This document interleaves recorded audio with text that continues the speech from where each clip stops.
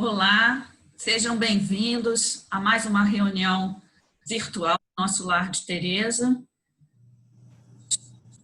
nas nossas residências, em função dessa situação difícil que ainda estamos passando, na certeza de que o Lar de Teresa está dentro de nós. Nós somos o Lar de Teresa. Isso é o maior ativo, a maior alegria que nós temos. E vamos dar, então, alguns avisos antes dessas nossas reflexões. Hoje nós teremos a Márcia Nese conosco, e desde já as nossas melhores vibrações para ela, o nosso carinho, que é dessa nossa irmã. Então, lembrando que a nossa livraria continua atendendo pelo WhatsApp ou por e-mail.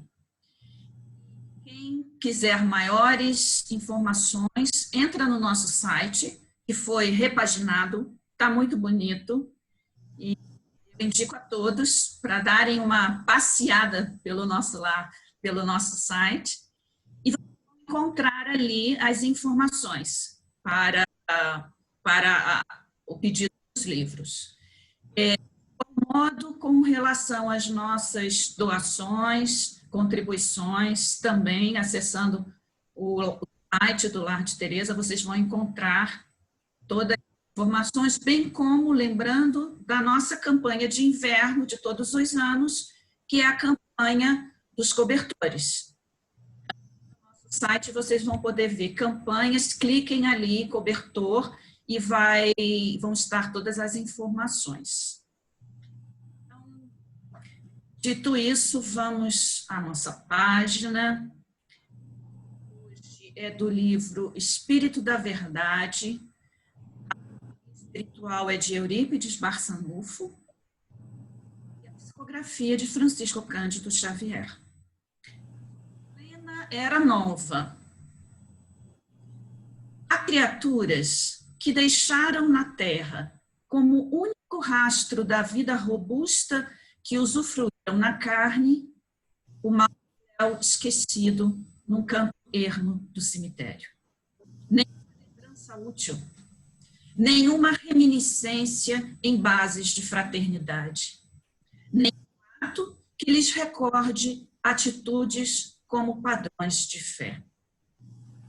Exemplo edificante nos currículos da existência. Uma ideia que vencesse a barreira da mediocridade. Nem um gesto de amor que lhes granjeasse sobre o nome o orvalho da gratidão. A terra conservou-lhes a força apenas o cadáver, matéria gasta que lhes vestira o espírito e que passa a ajudar sem querer no adubo às ervas bravas.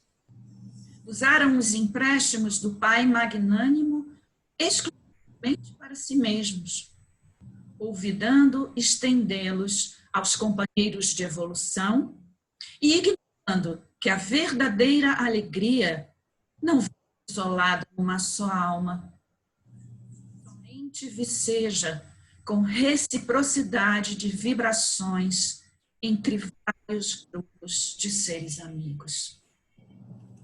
Espíritas, muitos de nós já vivemos assim. Entretanto, agora os tempos são outros e as responsabilidades surgem maiores. O Espiritismo, a rasgar-nos nas mentes acanhadas e entorpecidas, lá nos horizontes de ideal superior, nos envia para frente, rumo aos cimos da perfectibilidade. A humanidade ativa e necessitada a construir seu porvir de triunfos, nos conclama ao trabalho. O Espírito é um monumento vivo de Deus, o Criador amorável. Honremos a nossa origem divina, como chuva de bênçãos ao longo de nossas próprias pegadas. Irmãos, sede os vencedores da rotina escravizante. Cada dia renasce a luz de uma nova vida, e com a morte somente morrem as ilusões. O espírito deve ser conhecido por suas obras. É necessário viver e sentir. É necessário viver, meus irmãos, mais do que pó. Vamos então à nossa prece. Envolvidos por essas verdades tão cruas, tão verdadeiras, tão claras, que Eurípides nos coloca diante da realidade da vida, da realidade de quem somos, diante das nossas responsabilidades. Então, neste momento, nós, reclusos em nossos lares, possamos nos recolher também na nossa intimidade, no nosso coração, para indagar de Jesus: Senhor, temos feito em prol do teu amor na terra. Igual Francisco, pedirmos que por misericórdia faça de nós instrumentos da paz entre todos os seres, com respeito devido a todas as criaturas, irmãos nossos. E assim, em nome de Deus, estamos no início das nossas reflexões, nesta noite com Márcia Nese, a quem carinhosamente damos a palavra com as melhores vibrações. Bem-vinda, Márcia. Obrigada, querida Fátima, por estas palavras. Estamos todos aqui na cobertura de acolhimento do nosso querido Lar de Teresa, que significa para cada um de nós o local onde nos tratamos como se fosse um hospital, um local onde oferecemos o nosso pequeno trabalho como contribuição, como se fosse uma oficina, também onde comparecemos para aprender o modo certo ou o modo mais adequado que nos beneficie para o crescimento espiritual, considerando o espaço do Lar de Teresa como um templo. E quando aqui comparecemos para estudar, para encarar as nossas deficiências de conhecimento, ele também é uma escola generosa, onde esse acolhimento acolhe, e o acolhedor é o nosso Mestre Jesus. Lembrando Teresa de Lisieux, em uma das suas frases, ela destaca que nós conhecemos muito pouco o amor misericordioso de Jesus. E nós estamos aqui hoje em uma rede que se estende para além dos limites físicos do nosso Lar de Teresa. Ele se estende para os nossos lares. Então, é Jesus que penetra a nossa casa e que vem visitar-nos para que possamos refletir melhor e conhecer melhor esse amor misericordioso que Teresa de Lisieux deixou registrado em um dos livros que ela escreveu, contando-nos sobre a possibilidade de conhecê-lo com uma maior intimidade, nos candidatando assim a sermos aqueles servos que colaboram com a sua tarefa para criar em torno dos próprios passos as condições estáveis para bem construirmos o homem novo que precisamos ser, ou as mulheres novas que estamos tentando construir. Então, é assim, queridos, que vamos encarando a extensão do hospital, da oficina, do templo, da escola e do lar em uma rede extensa, compartilhando a nossa alegria de estarmos, sim, juntos, porém em outra configuração que a tecnologia nos permite vivenciar no dia de hoje. Na página inicial, nós vemos Eurípides Barçanufo se referindo ao fato de que nós não somos felizes sozinhos. A nossa alegria, ela não está vinculada apenas às nossas expressões individuais, porque ninguém pode ser feliz sozinho.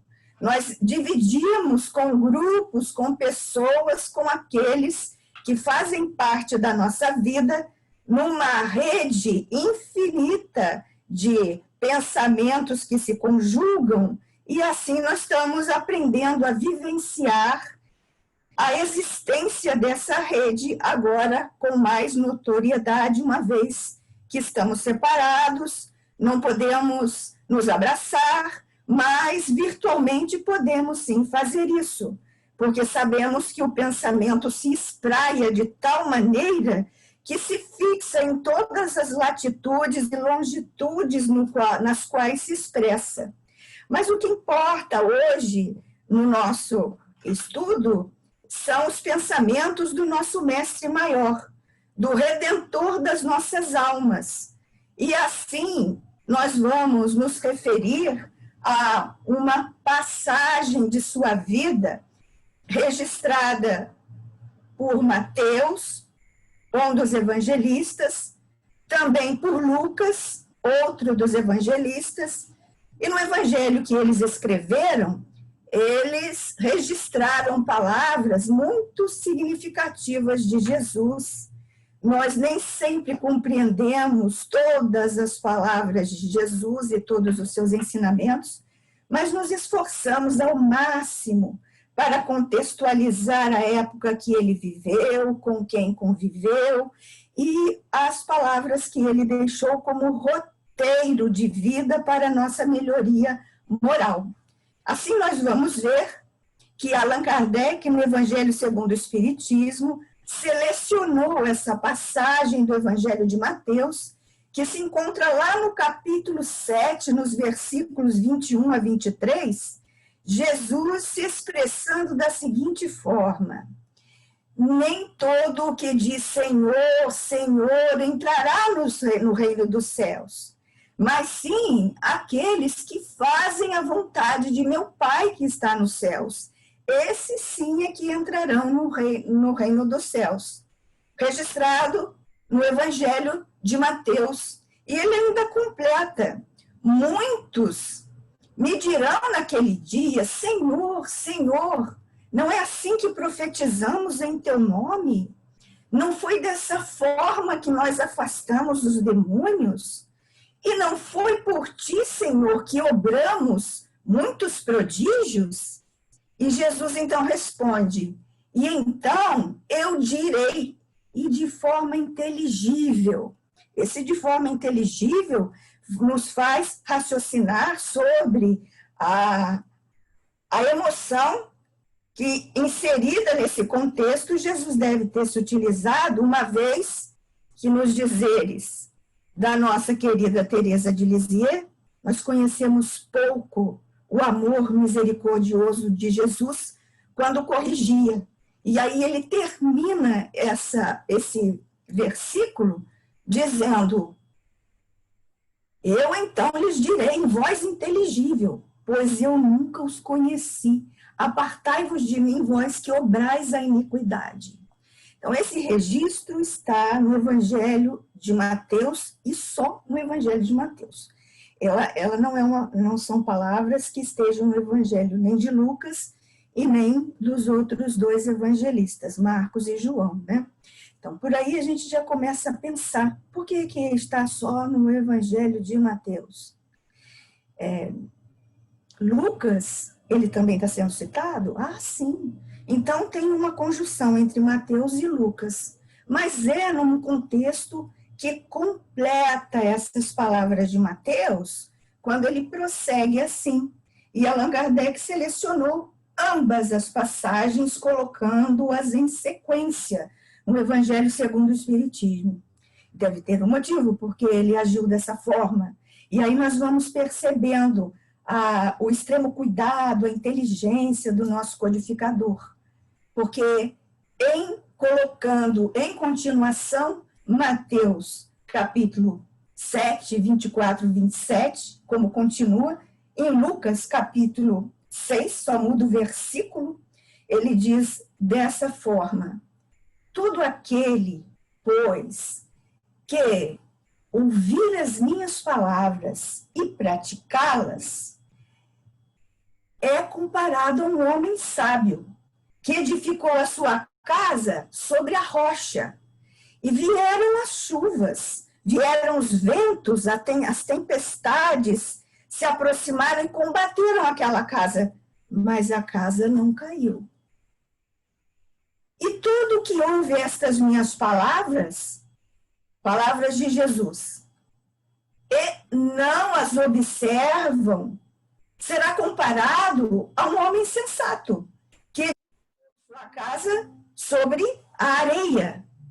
E vieram as chuvas, e vieram os ventos, e a casa ruiu, e foi grande a sua ruína.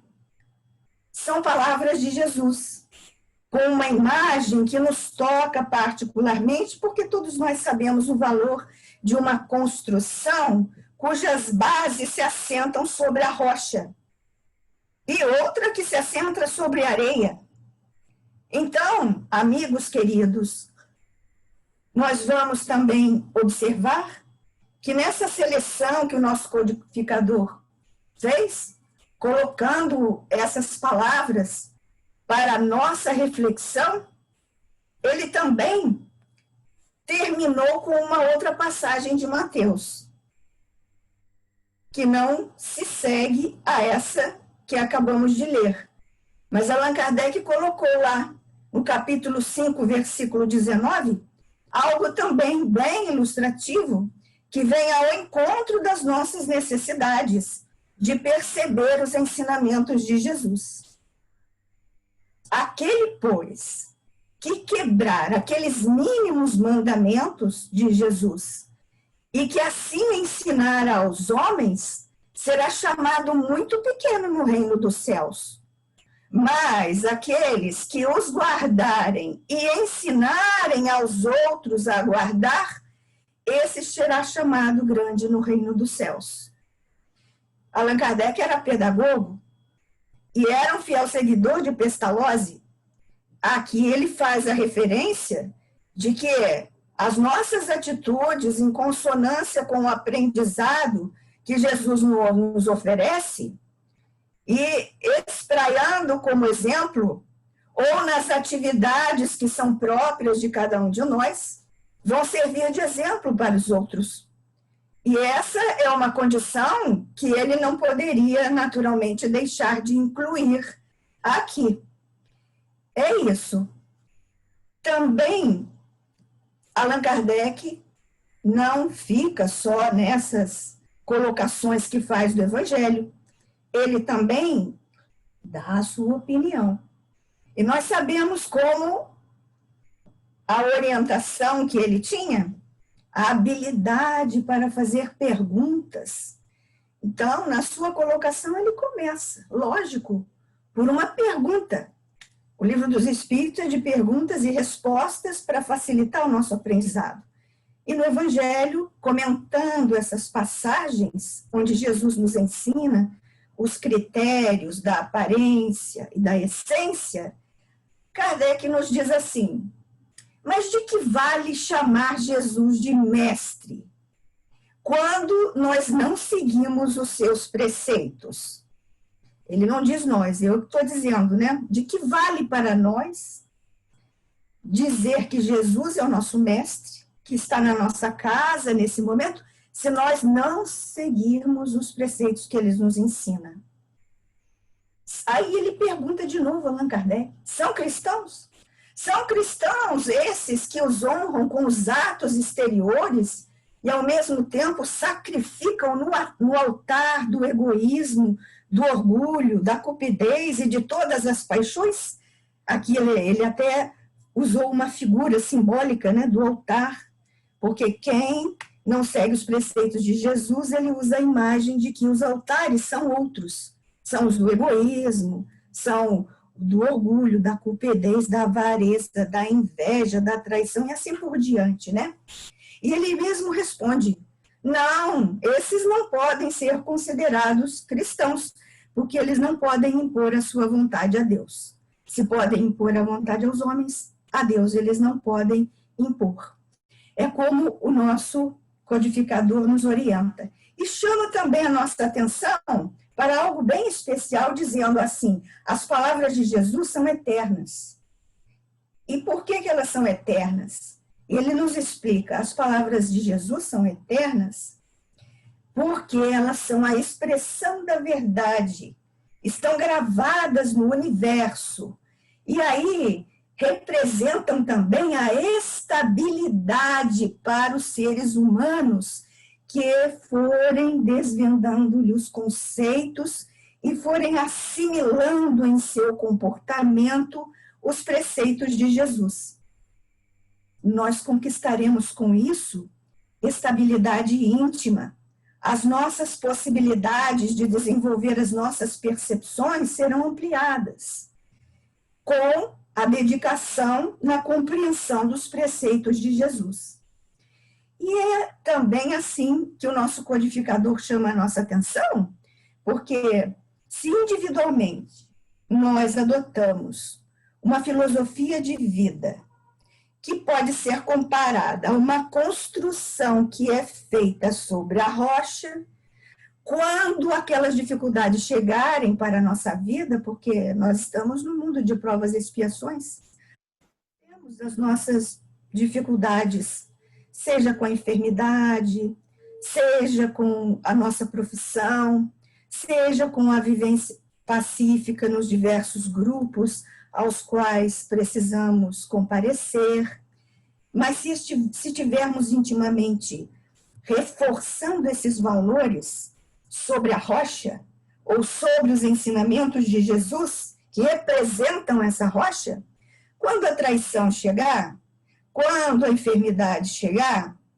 quando a dificuldade material chegar, nós não seremos endereçados ao desespero, mas procuraremos, no equilíbrio das nossas forças, planejar o que precisa ser feito para que possamos vencer essas conjunções que são os ventos, as chuvas que venham a alcançar o nosso ambiente, agora de modo figurado. E existe também uma expansão nesse raciocínio que Allan Kardec faz. Porque ele diz que da mesma forma que o ser humano que desenvolve uma filosofia de vida com base nos preceitos que Jesus nos ensina, as instituições também têm a sua missão. As instituições também têm o seu planejamento estratégico. E se essas condições que as instituições humanas, políticas, diz o nosso codificador, as sociais, as instituições sociais e as religiosas, se a missão que elas desempenham, que o plano estratégico que elas têm para desempenhar essa função, se estiverem alicerçadas em bases sólidas, isto é, se os conceitos estiverem sendo baseados naquilo que Jesus preceituou para todos nós, que essas instituições estarão sendo essas candidatas maiores para que nós venhamos a atravessar essas condições, já estamos atravessando bem no início, para uma outra condição do nosso planeta, que é o de regeneração. São colocações bem interessantes que merecem ser cultivadas no raciocínio, em nossos lares, na leitura diária que fazemos do Evangelho segundo o Espiritismo, que adotamos como um livro de cabeceira, a nos esclarecer como a mensagem de Jesus, agora alicerçada nos conhecimentos que temos na nossa época, nas condições do raciocínio esclarecido, nós podemos nos tornar criaturas que vão se encaminhando para a condição de sermos candidatas a filhos de Deus, efetivamente. Então, amigos, esse ambiente nos oferece essa condição de refletir pausadamente sobre isso. Gostaríamos de deixar um exemplo, então, dessa passagem do Evangelho, e é um exemplo que é fornecido através da mediunidade da nossa esforçada e estimada médium Ivone do Amaral Pereira. Ivone do Amaral Pereira, ela escreveu um livro notável. Quem escreveu através da mediunidade dela foi Camilo Castelo Branco, e ele nos conta a história de Jerônimo de Araújo Silveira. Então, Jerônimo de Araújo Silveira, ele foi, no final do século XIX, alguém abastado que viveu na cidade do Porto e tinha uma vida endereçada às questões sociais que era notável. Como uma pessoa bem-sucedida, ele era apaixonado pela esposa e pelos filhos. E era uma paixão intensa. E ele, nas suas atividades profissionais, desejando dar um conforto máximo para os seus filhos, a sua esposa, uma vida de comodidades, admirada pela sociedade de então, na cidade do Porto, ele se lançou a atividades que levaram à ruína de muitas pessoas. Ele explorou as pessoas, enganou até mesmo as diretrizes do próprio governo de sua pátria. E isso ele mesmo é que conta nesse livro escrito pela autoria de Camilo Castelo Branco, na mediunidade de Ivone de Amaral Pereira. Ao dar-se conta, após a sua partida do mundo material, muitos anos depois, aflito porque queria ver a família novamente, e os orientadores, enfermeiros que cuidavam dele, diziam a ele que não era hora para fazer esse tipo de incursão no planeta Terra. Mas ele insistiu, e insistiu tanto, que aí formou-se uma comitiva para levá-la a ver a sua esposa e os seus filhos. E ele testemunhou que eles estavam numa condição de degradação moral muito grande.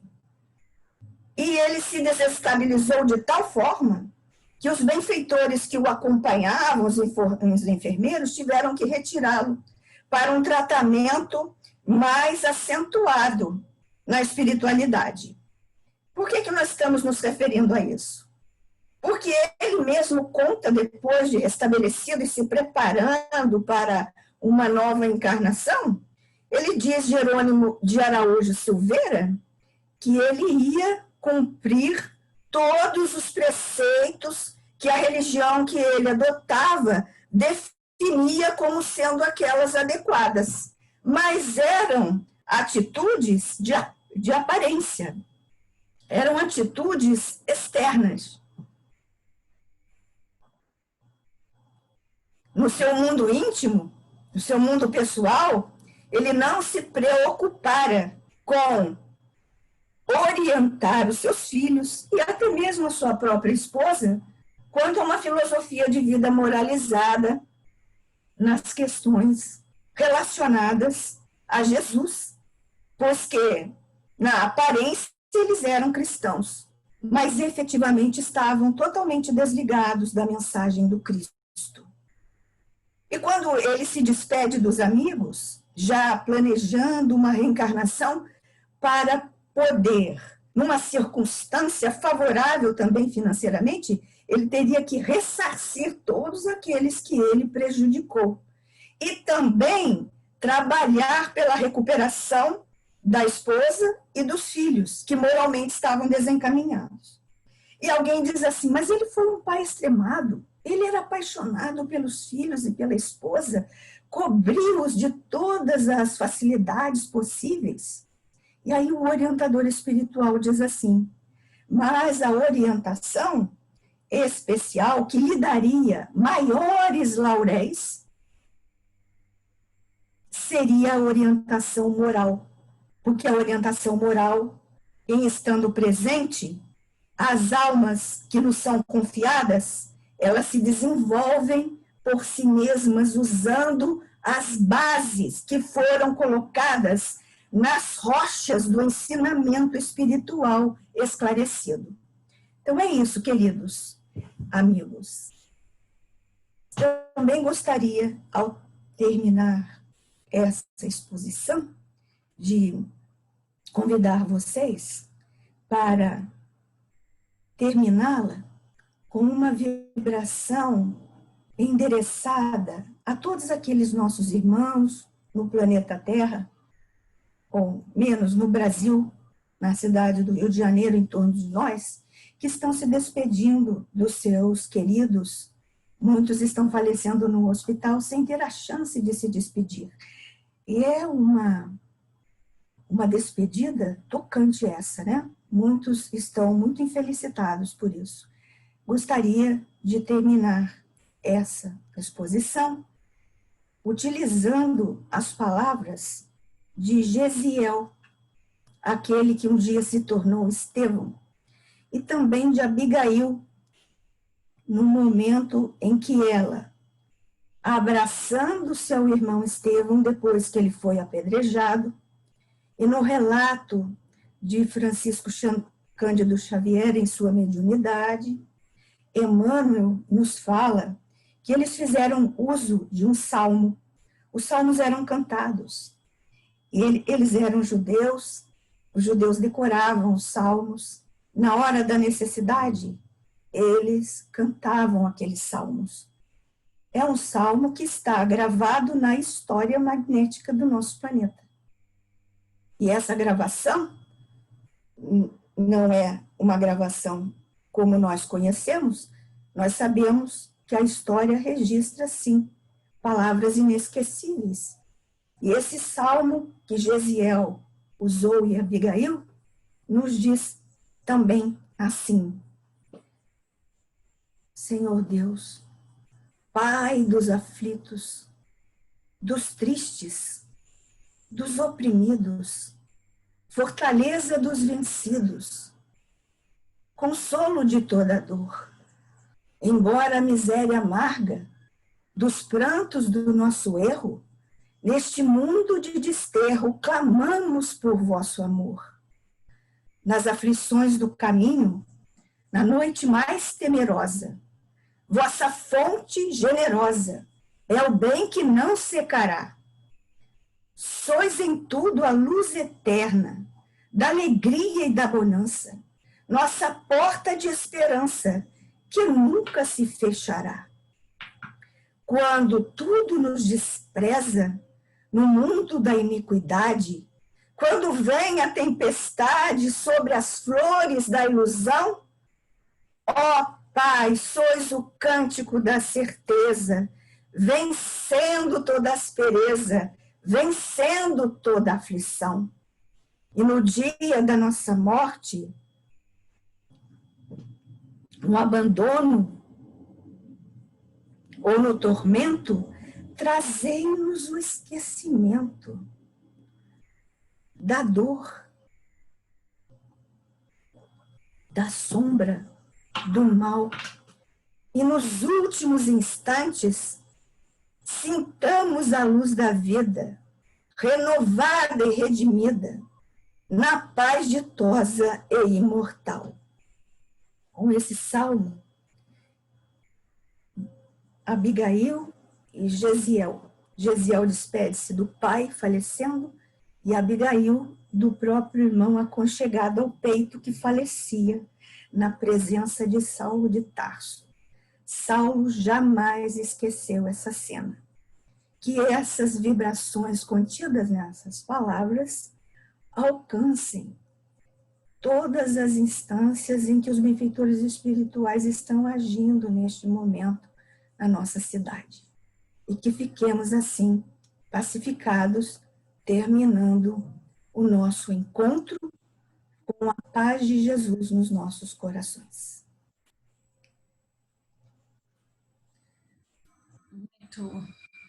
Muito tocados com essa oração, com as reflexões que Márcia nos trouxe, nossa gratidão